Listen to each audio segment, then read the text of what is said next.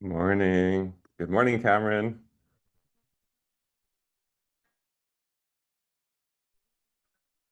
Uh, we'll get started in a few minutes here.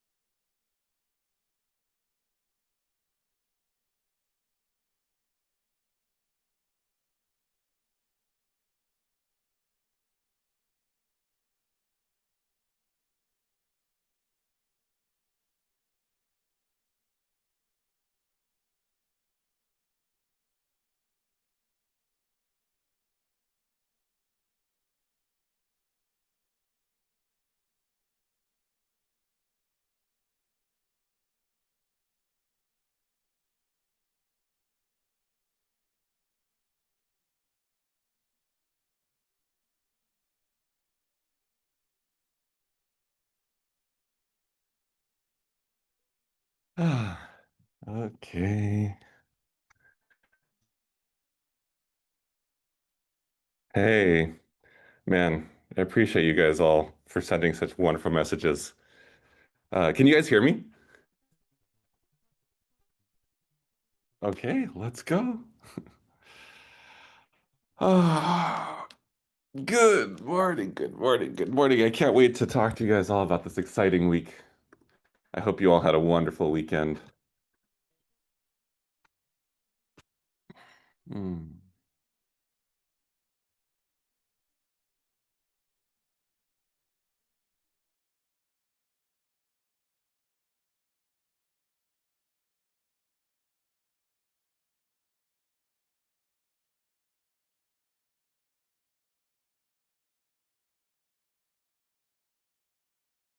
Okay.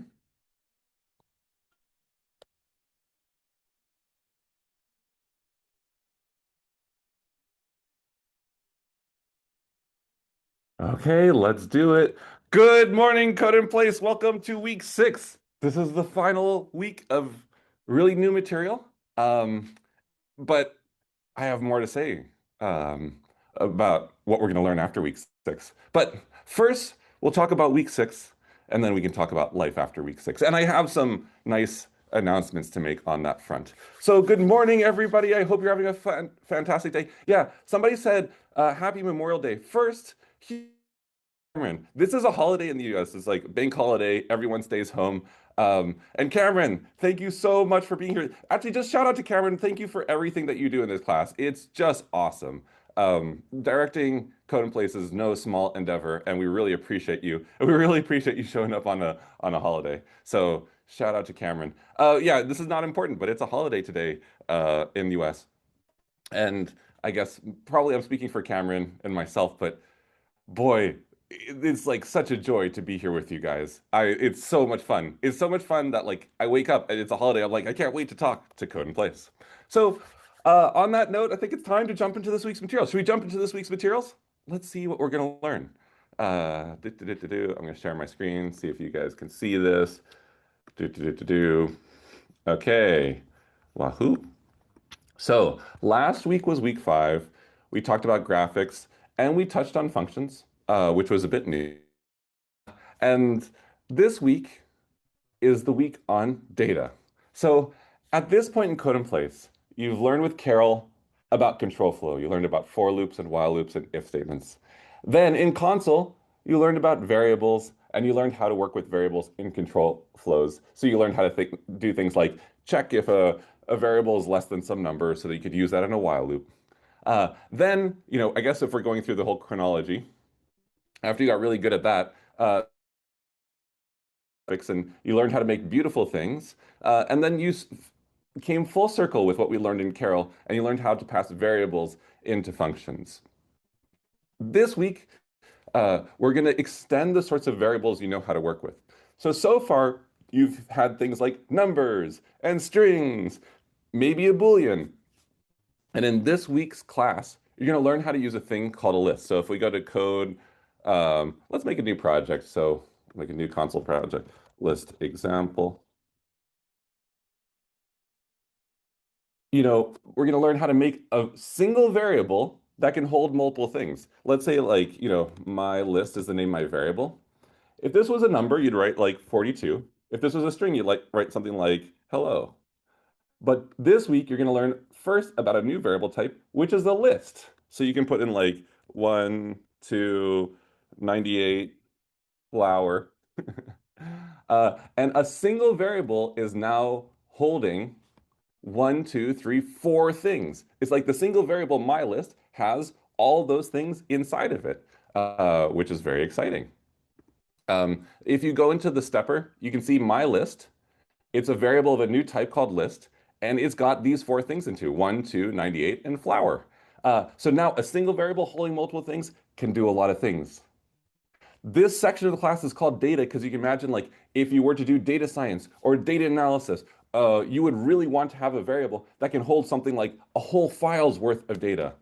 Now, this can get very exciting when you do things like put for loops. You'll learn this in the later on the week, but if you want to loop over your list and say get each of those elements one at a time, you can say for element in my list, print lm.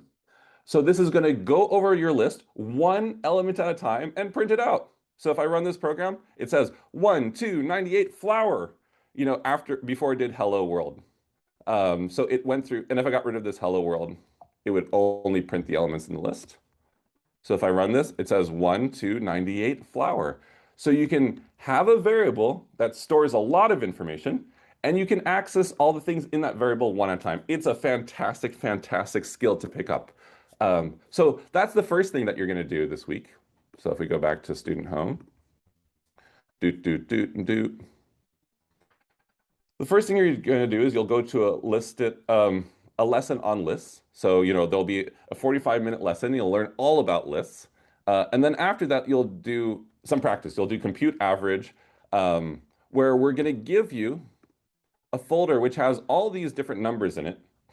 And you're going to write a Python program where we've given you something that loads all the numbers, and you have to go over all those numbers and calculate the average. So if I go into this program and run it, you start out with a list of numbers. Your job is to turn that into computing the average. Maybe some of you guys are already thinking about how you could do that, in which case, fantastic. Have fun. It's going to be a nice, gentle start to your week. Now, we get to the final concept that I really want you to know to establish your foundation of computer science, of programming, and that's dictionaries. So at this point, you've known about lists. The next part of your class is to learn about dictionaries. We have a wonderful guest lecture by our very own Juliet, who'll be teaching you about dictionaries, your very final type of variable. I won't give it away now. I'll let you discover it when you get to there. But this particular variable type is the thing that I really wanted to make sure you knew before you left Code in Place. Once you know about beautiful place. You've worked so hard to get here. It's been 6 weeks of serious effort, and you've gotten to the point where you know what I would consider the foundation of all of modern programming. Of course, there's more things to do from here. At this point, you have learned a foundation, and the metaphor I would give to you is it's a little bit like you've got a car. And in the first 6 weeks, you know what we were teaching you how to do? We were teaching you how a car works. We were teaching you how to be a mechanic, how to fix your car, how to build parts. And now that you've really mastered that, it's time after this week for you to start thinking about your road trips that you would go on. And a road trip is just like going on a journey where you can go see wonderful things. So after this week, learning how to take care of your car is over, and it's time to start thinking about the road trips you would like to go on. And so let me tell you a little bit about that. I will also note that about a thing called tuple. A tuple is a list that just can't change.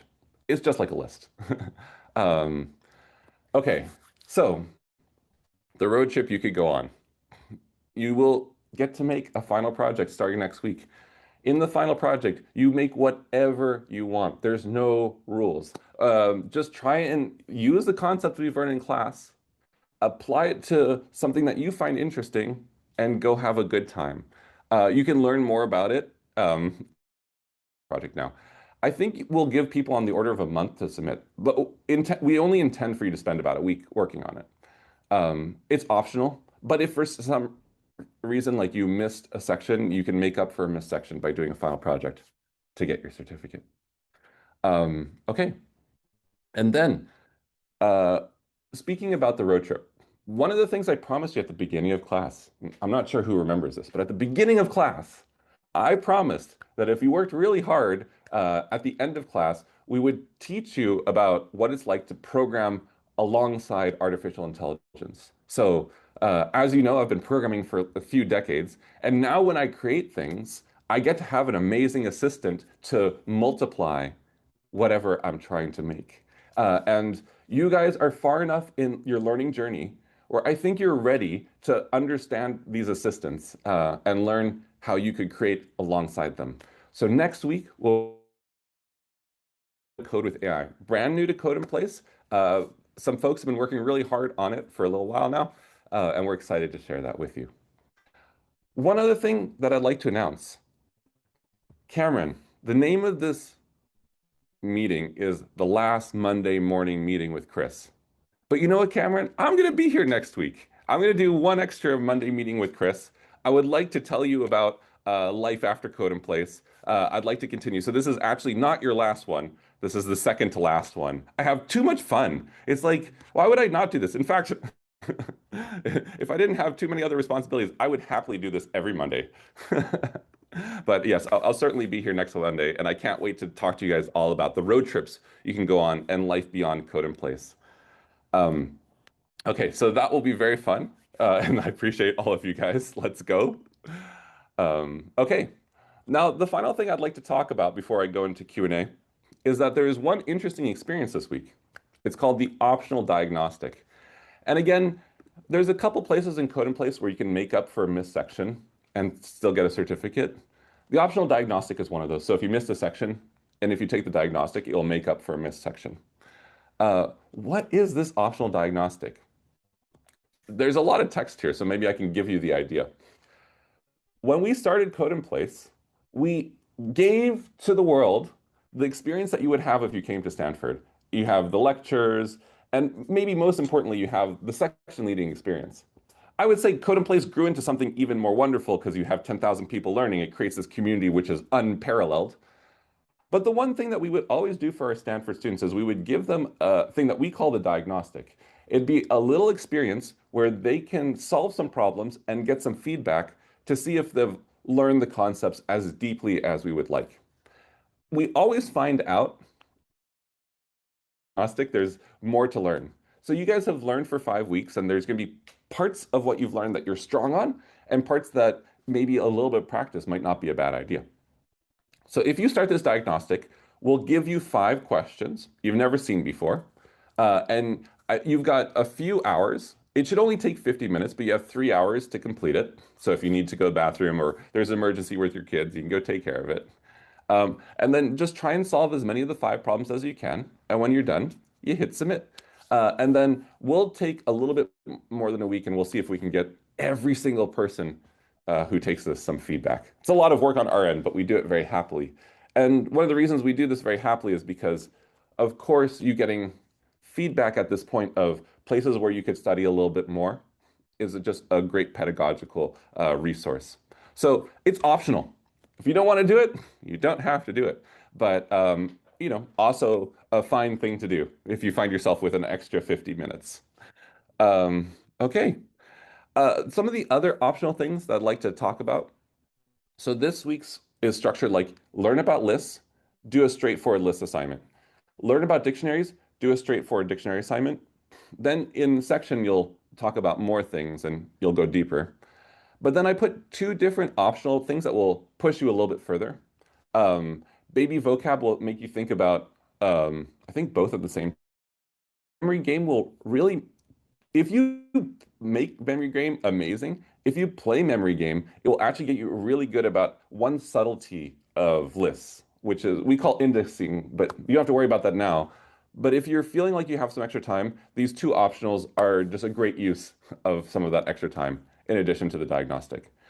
The diagnostic doesn't cover anything from week 6. So you can take the diagnostic as soon as you feel like you've done the content up to week 5. Hey, a couple other small things. Class playlist. We're going to have a class playlist for you by next week. We've gotten over 1,000 songs and many, many thousands of votes on songs. And what we're going to do is collectively choose a set of songs that will bring some joy to this class, maybe something that we can take on with us beyond Code in Place. And then maybe on the beyond Code in Place, one of the things to look forward to next week is every year we put together a set of resources on what can you do next? Now that you've learned how to code, where could you go to continue this journey? Some people form community and they just go and complete as much Stanford content as they can. Some people go to learn adjacent concepts like data science, making websites. There's a lot of beautiful paths, and every year we take some time to expose you to some of those wonderful journeys. So come back next week. We'll talk about life beyond Code in Place. But it's too soon for that now because we still got a chunk of Code in Place left.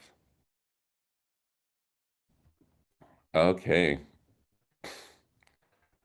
Okay. So, wow, I see such wonderful messages in the webinar chat, but I'm actually going to switch over to the Q&A now.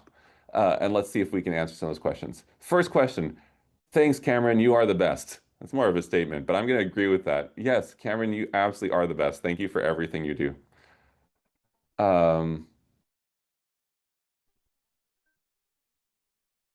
somebody says they'd like to have more examples with lists and dictionaries. We have a ton more examples for you. So on the course website, anytime you want more, you can always go to the examples, and there's always just a whole bunch more concepts. So if you want more concepts, you can go get them. So for example, if you feel like after dictionaries, you just haven't had enough chance to practice lists and dictionaries, there's a whole bunch of lists and dictionaries. Often these are structured and then you can reveal the answer if you want. But for people who want more lists and dictionaries, we've got you more lists and dictionaries. Okay, so done with that. Um, someone asks how much time we'll get to complete it. I don't know when you ask this question, so it could mean a few things. First, how much time do you have to complete the diagnostic? You get 3 hours from whenever you start. And I think you have to do it sometime before next Sunday for us to look to grade it. The next it could be how long do you have to complete all of Code in Place? And the answer is we will have our final project showcase and we'll host that in about a month. I think we'll give you an exact date for when we'll host that next week. But then there's no limit for when you complete Code in Place. If you want to finish it, sometime in the next 6 months, that's also great. Um, okay. Someone says, I missed a few not feeling well. Hey, I hope you're feeling better. That happens to all of us. You can imagine a class of 18,000 people. There's always somebody who's not feeling well. It happens. So if you couldn't make your section, there's lots of ways of making it up. And I would just point you towards the About section of the website. So if you couldn't make something and you need to make it up, if you go to the About section of the website, it's got all the information you'll ever want on how to make it up. So you go click on this button when you get to when you get to your home page. There should be an About button, which you can click. Wahoo!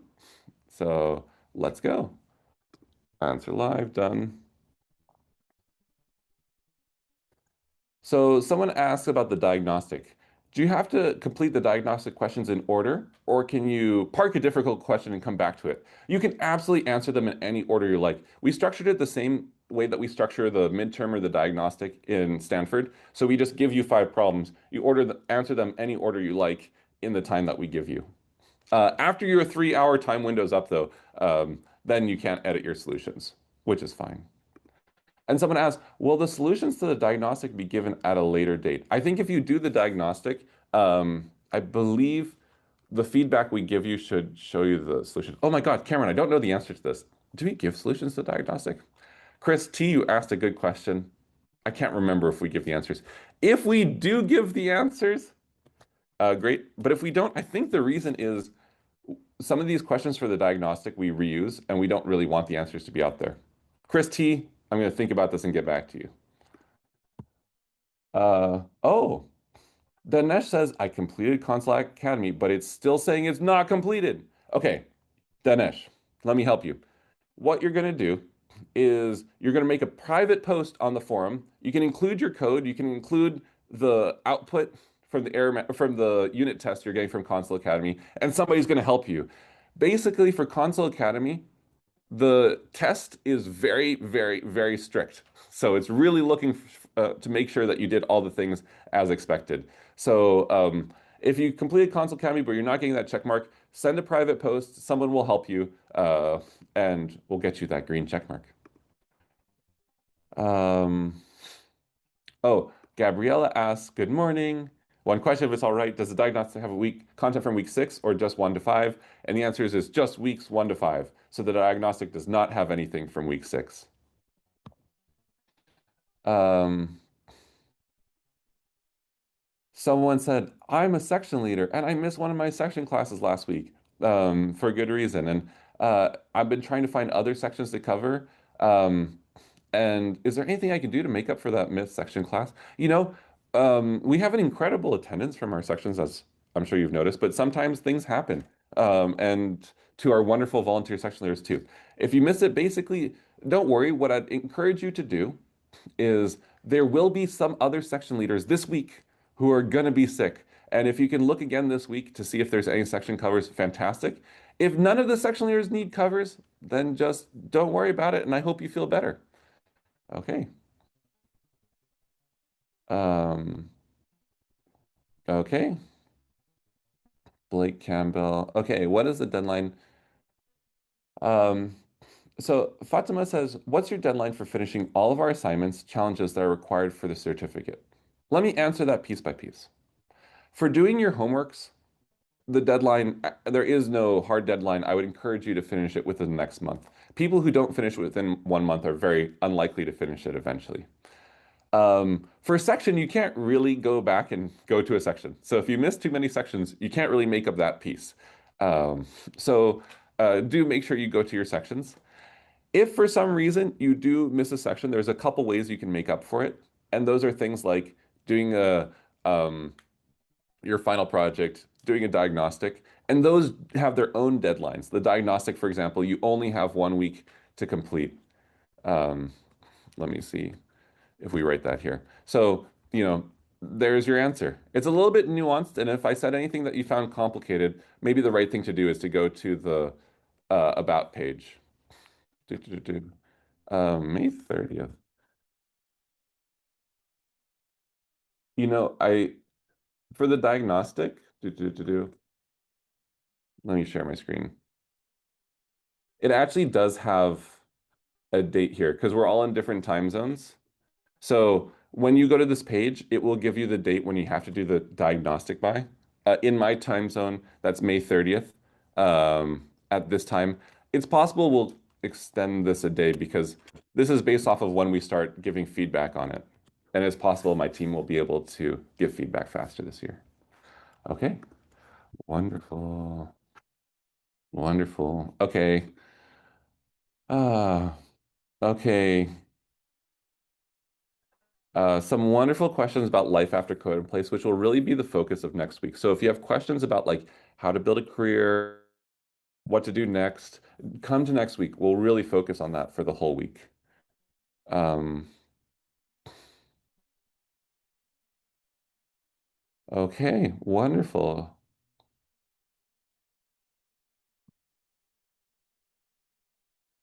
Okay, found dialogue. How long can we access the website? That's such a good question. I always promise that I'll keep it open as long as I can. And let me tell you this.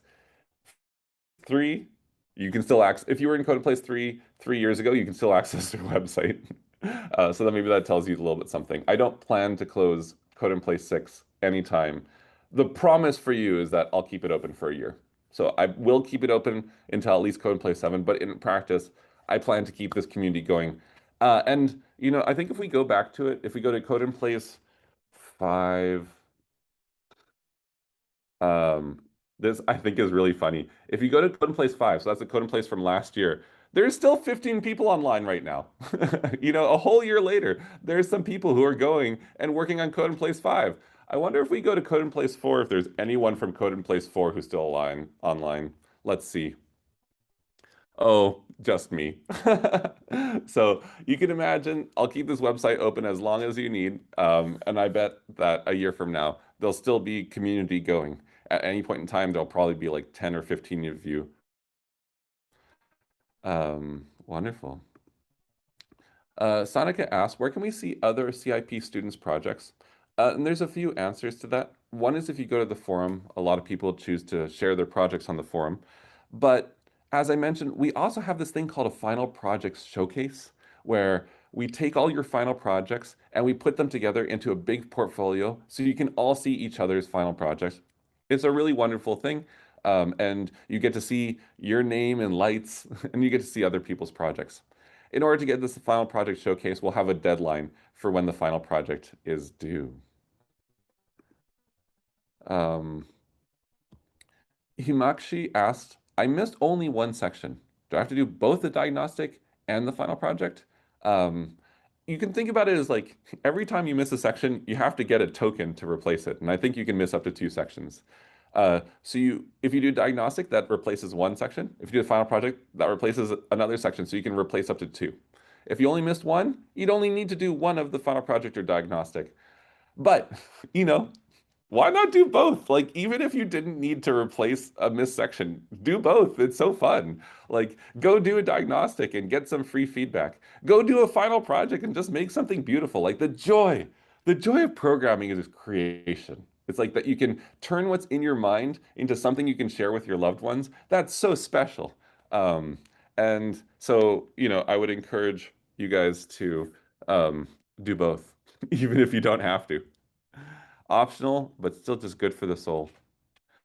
Um, are there criteria for the final project? The answer is no. We try and keep it open so that you can just have as much fun as you want. You know, as you know, Code in Place is not for grade.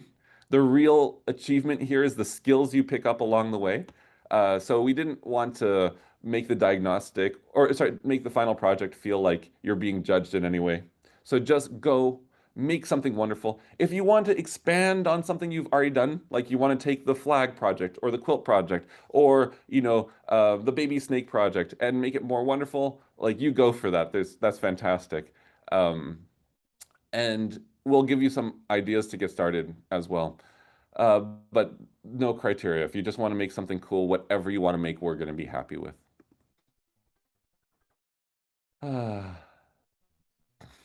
um, okay. This is such a good question. This is so fun. You guys are going to want to hear this. Chris, we spent the last few weeks giving Carol the robot strict commands, forcing him to move, pick up beepers, climb mountains. And my question is, at what point in the curriculum do we teach Carol about emotional intelligence and work-life balance? Because I'm starting to feel a little bit guilty for running him through endless while loops. Ah! And there's so much about that question just worth appreciating. Um, you know, I feel like the question itself is probably more valuable than any answer I can give. Uh, Maybe I'll just speak to us. You know, we talk a lot about coding, and one thing I'd love to share is just uh, work-life balance is a beautiful thing for humans. I personally love that I get to go to work and create things and teach people and get to share my knowledge with others. Oh my God, has that been so fun? And I love that I get to do that and work. I get to do research and work on unsolved problems. What a joy. But then I also love that I get to take breaks and go be with my family and hike on mountains. And, this weekend I just played a bunch of volleyball with my friends and did silly things like that. So as a professional, I really enjoy that I get to experience this very special life that I've got socially. And one of the ways of experiencing that is to do cool things. And so maybe the most important thing to talk about this is just to celebrate this human existence we've got, where we can have the joy of learning, the joy of working, and also the joy of taking breaks and thinking. And it's probably worth talking about this because I feel like for some folks, there is a moment where you you get so excited about programming that you just want to keep going. I think I went through that. And, I think that's something to be celebrated too. And if you're like, I'm programming and I'm having a great time, amazing. There's going to be other times when you're programming and you've hit a hard bug and things aren't working. And the right thing to do is to go sleep and take a break, step away from the computer, maybe get out pencil and paper and solve problems, maybe just go and think about something else for a little while and then come back to it. I think there's right thing. Now, that wasn't really what the question was about. The question was about Carol. And Carol knows no work-life balance. Carol just climbs that mountain. Uh, you know, I think it's just worth appreciating that Carol's a pretty different sort of creature. Carol doesn't feel tired, doesn't feel emotions, though we like to project emotions on Carol. He's just a graphics program moving images behind the scenes. Um, and but I think it's also interesting to start thinking about it because what we'll start talking about in programming with AI is we're living through a really amazing time or, interesting time in civilization. You can think about civilization as having these pretty big inflection points. There was a moment when we invented writing, and all of a sudden we could learn from past generations, and we could have knowledge that would last more than just one smart person at a time. Writing changed so much. So thank you, ancient Sumerians, for everything you did. There was a moment when we invented calculus, and so many people had to rethink their field because now we could really think deeply about optimization and things like that. There was a moment when we invented electricity and everything probably felt like it was changing, and I think we're kind of at a moment like that again. Artificial intelligence is hitting that sort of inflection point where it's going to be a moment that people will look back in the tech tree of history as a really important moment, and you're starting to see robots really that are somewhat modeled a little bit like Carol, but these large language models, they're doing very deterministic things, a little bit like Carol. Like they have a big neural network, and that big neural network is processing things one instruction after another, just like your Carol programs. But those instructions, they deal with complicated things like the inputs, they weight them, and then eventually they come up with something that they interpret as a probability. And from deterministic programs, we made these more complicated structures that we'll call AI models. And those AI models are starting to exhibit emergent behaviors that start to look a little bit like emotions and things. I'd caution us to not think of them as being creatures yet. They're still programs that somebody wrote. They're just programs that have been trained on a lot of data. But we're really living through an interesting time where some of the AI you see will start to look like it does have emotions, and maybe it does need work-life balance, perhaps. Um, Now, for those of you guys who are really interested in learning more about AI, do you guys want to know what I've been working on when I'm not been uh, too busy with Code in Place? The thing I've been working on is a follow-up course to Code in Place where we combine Code in Place with the math that you would need to understand modern AI. So we're going to make a math class, and it's going to require that you know some programming. And then this math class will take you all the way from beginning probability, like Bayes' theorem, and then we'll go all the way to where at the end of the class, we're going to be, visualizing and analyzing and critiquing large deep learning models. So it's going to be a really fun class that's taking me a lot of time, but it's been a lot of fun. And it's kind of a celebration of these code in places. I think you guys might know this, but when we started Code in Place, and you guys all logged in, and you were wonderful to each other. You were so kind, and the teachers were volunteering, and they were being so kind to each other. Every time I witness this, I feel some joy for humanity. And it makes me want to do more. It makes me want to find other ways to give more free classes. Really watching you guys was inspiration for me. And so when I had some free time, I was like, okay, it's time. We got to figure out how to teach people this other incredibly important concept. Um, and we're really hoping to find more ways to teach classes with section leaders. I think, section leaders, you guys are so special. The volunteer time that you put on makes this community work in a way that is really magical. I really appreciate what you guys do. I think section leading plays a role in more of our education going forward. I feel like um, where it's very, very personal and you get to have lots of human interactions. Sure, we might have tools like we've never had before to support our learning. That's great. I'm all about that.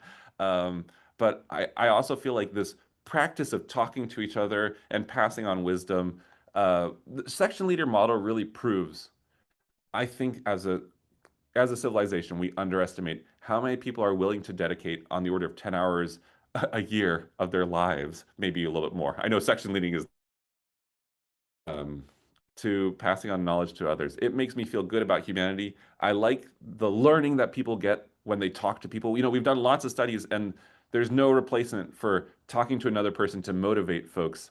Um, so let's bring this to some more subjects. So I'll be really, really busy this summer. You can expect that this course might start on the order of September. So, anyways, thank you guys so much for being so inspiring. That's to all the students who work so hard and you bring your enthusiasm to and your curiosities to learn new things.